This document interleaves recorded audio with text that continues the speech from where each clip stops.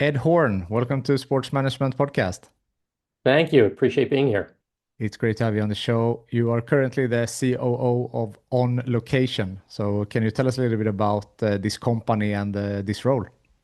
Sure. So On Location is the really leader in global premium hospitality, and what that means is we work with many, if not most, of the biggest sports entities, rights holders, leagues, properties around the globe, and that includes the IOC. We executed against the Paris Olympics in 2024.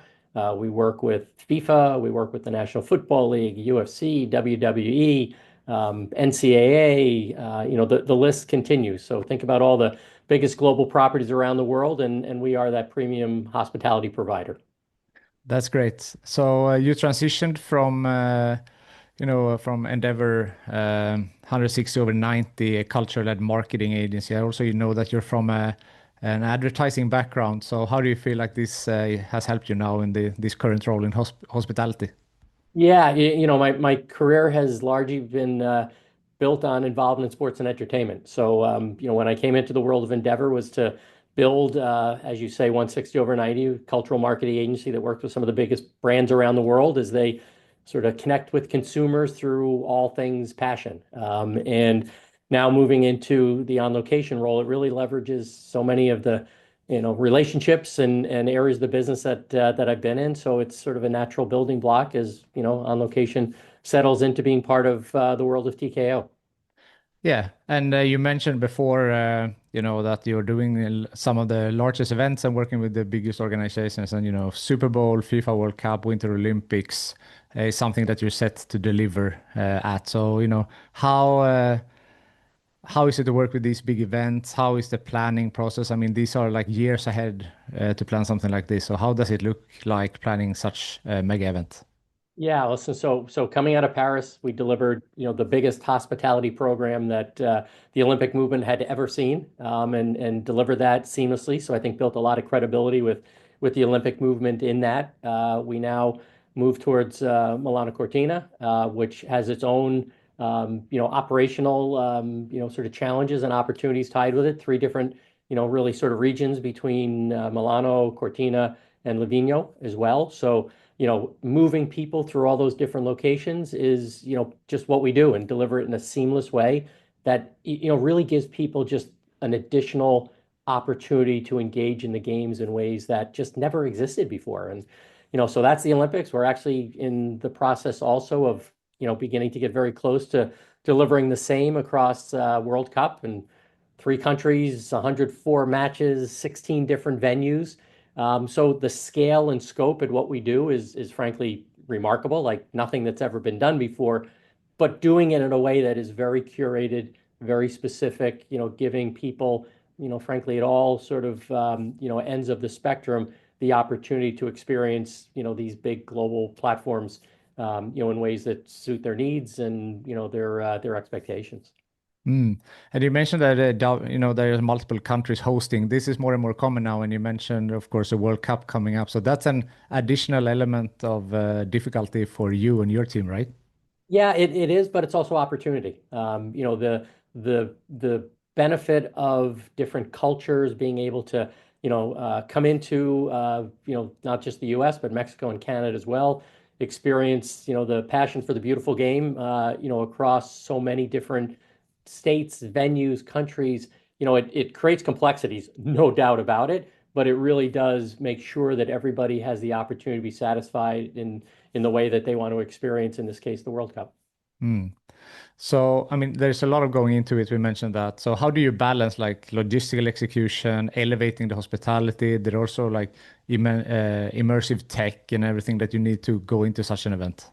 Yeah, listen, it's all ultimately based on the experience that somebody has, and the experience economy is real, and it's, a driver of so much of what's happening. As a matter of fact, I saw some stats recently that in 2023, sports tourism, which, all of this ultimately sort of ladders into that, was about a $600 billion business. And we now project, based on what we've seen, that that business by 2032 could approach $1.7 trillion. So what that means is the appetite is there, the opportunity is there, And we just need to make sure that what we offer to customers, whether it be a consumer or a brand, satisfies and meets that need, and that the execution of that, the delivery of that is seamless. And that sounds obvious, but creating the right product and giving somebody an experience that they come out of in a way that is memorable, is really what we do. And the fact that I think largely across all socioeconomic and just demographics, experiences matter to people now. It's material goods, sure, but experiences and the ability to have a communal experience is really what this is all about. For sure. And I mean, everyone experience things differently, right? But Right. so in order to have as many people as possible being happy with the event, what are some things that you see that are extra important for someone to come to the event and feel like they had a great time? Well, it starts with their first interaction. It starts before they ever get to the event. So it's ensuring that, their first touch of, contact is a good experience, that they understand what's available to them, and that's handled properly. Communication leading up to the event is well handled. Obviously, on site, whether that be hospitality or transportation or accommodations or all of the things that we're able to provide, especially big global events where people are coming from different countries, different regions, different territories, and then the follow through post event, so that there's, I guess, maybe a cliche of the driveway to driveway experience, but all of that matters. And if any one of those things is interrupted or not seamless along the way, we run the risk of somebody that's not completely satisfied. And we treat every customer with that kid glove curated approach, because that's the way the customers expect to be handled in an elevated experience, sort of scenario. Hmm. Yeah, and then there are different levels, I guess, different VIP packages, but also there should be something for everyone. The people that don't have that economic opportunity to take that package, they could have something else. So, also find the ladder of all different things there. That's exactly right. And that is the approach, which is to make sure that people at all sort of, spending levels or interest levels can be satisfied. And we've spent a lot of time ensuring that, that is the case. And, those individuals or brands, should feel like they're being treated the same way, no matter which end of that spectrum that, they decide to commit. Hmm. I thought about a different thing with when we talked about the World Cup will be in three countries and the complexity that comes with that. But we have also like now political, aspect that could come in, but also there are different regulations in different countries. So how much of this, needs to be considered beforehand? We haven't at this point seen any impact on the interest, the commitment to packages across any of the markets or any of those 16 venues. So while it certainly is an area that we need to be aware of, we comply across all areas, and our partner in FIFA really is the one sort of handling any of those things that could or might have impact. But the interest is tremendous. We're seeing such momentum in terms of commitments and packages being sold. So we're very encouraged by what we're seeing. That's great. Also, technology obviously is something that is very important in the sports industry and hospitality and everything. So, what's the role of that with regards to your work and when it comes to, for example, personalization, mobile interactivity, and so forth? Yeah, you need to meet consumers where they are and talk to them in the ways that they want to be talked to, whether again that's mobile, that's web-based, whatever the case may be. But it really is the combination of sort of the human interaction and the ability to scale through technology. So we've got a significant tech infrastructure, but that tech infrastructure shouldn't be the replacement for people feeling like they have a direct connection, they've got somebody that they can reach out to. So it really is a balance between the two. But for sure, tech allows you to scale and allows us to be able to provide the best possible curated experience for people. Mm. So looking ahead a couple of years, where do you see the sports hospitality or this area going? Where do you see that it will grow and where it's going? Yeah, the appetite and the opportunity, almost seems insatiable. People, again, as we talked about, really want to have that elevated experience. And it's no longer, only about buying a ticket to the event.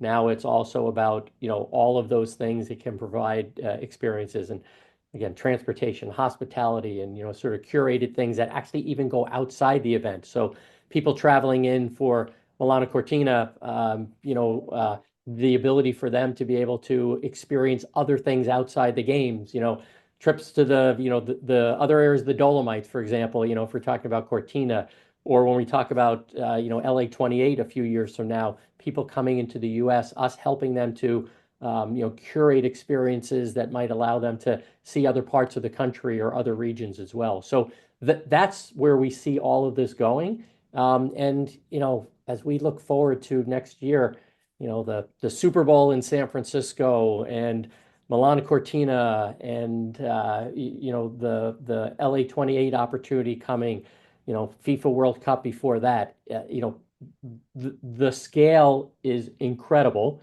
On Location, as the official hospitality provider across all of those, and that's not even mentioning so many of the other properties and partners that we have. So we're just excited about where this is all going. We're excited about sort of the future of the hospitality industry. And again, I mentioned that $1.7 trillion of spending in anticipation in the next 7, 8, 9 years or so.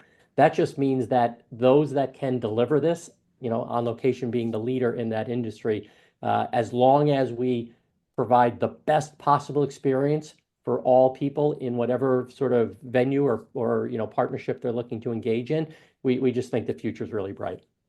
Yeah, I can see that. And it's so interesting to hear that, all of this, everyone knows about these great events, right? But maybe not everyone knows about On Location and what's happening behind the scene. But it's your great work that, makes this come to fruition and for someone to be able to watch these great events. So it's really interesting to get a peek behind the curtains. Yeah, well, listen, we have a tagline, brand positioning of closer than ever, and that's really what we're all about, is bringing people closer than ever to these incredible events and giving them experiences that they're going to talk about for a lifetime. And when the On Location brand is part of that discussion, as the one being able to deliver these, then that's where it all really further comes together. Fantastic. So I like to get to know the guest personally a little bit better also, and reading up on you obviously before this chat scene, a lot of experience from the ice hockey industry, which I'm working in right now. So really curious. So can you take us back to like how you got into the sports industry and how your journey has been from that point? Yeah, so you mentioned hockey. I played hockey all my life. I played up through college, but when I was getting to that point, I realized I actually wasn't all that good. So, a career professionally might not have been, in the cards for me. So I actually began refereeing hockey, kids hockey, minor league hockey, worked my way up through junior hockey, and I actually officiated an Olympics as an on-ice official.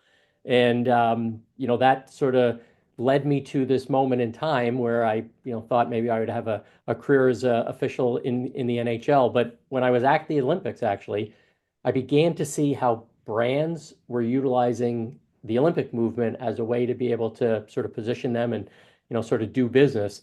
And it was my first exposure to the fact that, sports marketing, early days of sports marketing, but sports marketing was an opportunity. So that led me to working in the advertising industry. I then worked at the National Football League. And then when Gary Bettman became commissioner at the NHL at that time, I was part of sort of the early team that he had assembled to sort of bring the NHL and hockey to some new levels. So that was sort of the impetus for my career. And I've now been in the world of Endeavor and TKO for the last 14, 15 years or so, which brings me to On Location. Wow. And some 2 years at the NFL also, if I was correct. I was at the NFL early in my career, and then left the NFL to again join the National Hockey League, and to sort of help that league continue to grow.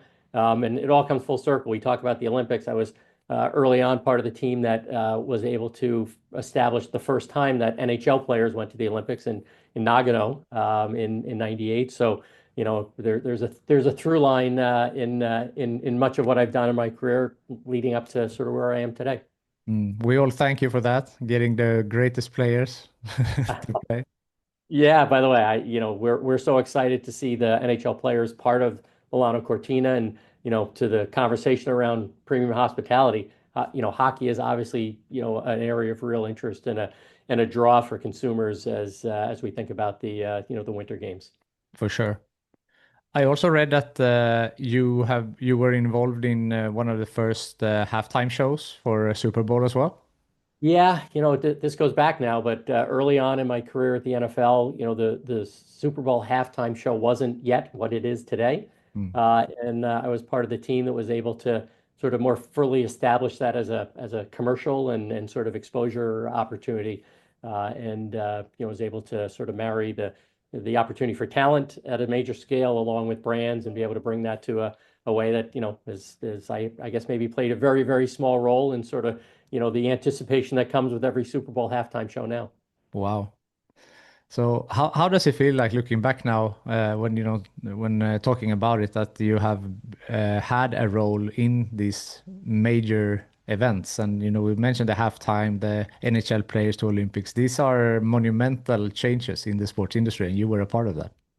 Yeah, I've been so fortunate, and for me, I just continue to remind myself to be curious. And sports and entertainment are culture. Culture is sort of what moves people and sort of drives their passions. And the ability to be involved in all of these different events and properties and sort of experiences is just incredible. But I just continue to remind myself to be curious about what's next. How can we continue to innovate? How can we create opportunities that give people sort of this connection to the world of culture, and as back to where I am now at On Location, that's really what the business is all about, is creating those memorable opportunities and as I say, bringing people closer than ever to the things they care about. Mm, that's great. And you mentioned Endeavor before. I mean, a big group that owns the majority stake in UFC, right? Still. So TKO is now the Mm, the the parent company that UFC, WWE, On Location, our PBR business, the IMG business as well, all sit inside of. So we're thrilled with On Location's position within TKO, and to your point of WWE and UFC, the On Location business supports those businesses with hospitality products as well, whether that's SummerSlam that happened this summer in MetLife Stadium in New Jersey, or across all the UFC events and beyond as well. So it's very synergistic, the businesses that sit inside of the world of TKO. yeah, and UFC, I've been following that for a couple of years, and I mean, a fantastic journey that they have made as well, from being neglected by everyone not getting a venue to get into now putting on world-class events. Yeah, the UFC is incredible. If you haven't been to a UFC event, you should, because it truly is just an unbelievable global experience. The fan base is incredible. The fighters are, such great ambassadors for the sport and for the event as well. And the sky's the limit in terms of sort of UFC's continued global expansion. Yeah, definitely. So, I mean, now we looked back on your career. Now you're at COO on location, looking ahead. What do you want to do? Like, is there anything more in your career that you would like to do, or what drives you nowadays? Yeah, listen, I mentioned curiosity. Mm, But that truly is what drives me, is what can we do better? What can we do next? What else is the opportunity? How can we drive new opportunities and new areas of interest that's going to, satisfy people's needs and desires. So I'm more excited about the business than I've ever been before. I'm more excited about where the industry is going than I've ever been before. And I'm just again fortunate to be part of it, and the things that move people's emotions and passions, to be able to have some level of involvement in that is pretty incredible. definitely. And I think it was on your LinkedIn bio. It says curious about the world around me. Yeah, Mm. by the way, and I think that further gets to that point, which is we are in this incredible period of time of growth and opportunity. And any of us that have the opportunity to be part of that just owe it to ourselves to really be able to look around and see, sort of what we can do to, to help be part of the next evolution of that. Hmm. So there are a lot of people listening, some of them young, early in their career. From someone who has such experience as yourself, what would be some advice that you have for a person who wants to pursue a career in sports? Yeah, listen, what the one I would say is bring a work ethic. It shouldn't be a differentiator, but I really do believe that it is, and I can tell you in my career I've always tried to make up for a lack of knowledge and smarts sometimes with just the work ethic. Showing up early and staying late. We're in the sports and entertainment industry, so there's a lot of sports metaphors that sort of apply here. And I would just tell people just work hard, show up, make yourself invaluable, and then also like trust yourself, trust your instincts, and combine those two things of instincts, smarts, and work ethic. And I always believe there's good opportunities for those that are going to be able to deliver on those attributes. For sure. Has there been any bumps on the road in your career? And if so, how did you overcome them? Yeah, of course. There always are. This is never a straight line. I've had, plenty of those days where you sort of, stare at the ceiling at night and, sort of what could you have done differently? But I believe, sort of going back to those points of, if every day you're going to get up and work harder than the day before, and going to have a level of confidence in who you are, what you are. And I think the other thing too is never be afraid to ask questions, because I've learned so much from others around the industry simply by sort of looking to get guidance from those that have come before and those that might have other ideas. So I believe the way to overcome adversity is to face it head on. Be honest with yourself on what you've done good and what you could do better, and then look to surround yourself with people that you want to be rowing the boat with together and can help each other. That's great. Just off script, do we have one more question? Is that fine? That's good. Sure. Absolutely. Okay. I'd like to end on a networking question. So, who from your network do you think would be a good guest on this show? Interesting. By the way, there's so many people, but as I sort of think about some of the questions you've asked me, my friend Spencer Gordon, who runs the sponsorship and media and event business for AB InBev, for AB, located in the U.S., is just a terrific executive, oversees an enormous portfolio of involvement activity, and he'd be a great guest. By the way, there's lots of others I'm sure, but he just comes to mind. That's a perfect suggestion. Ed, thank you so much for taking the time and for the last time changes here. You're a class act and really interesting. So thank you so much for taking the time to be on Sports Yeah, Management Podcast. absolutely. Great to spend time with you, Marcus.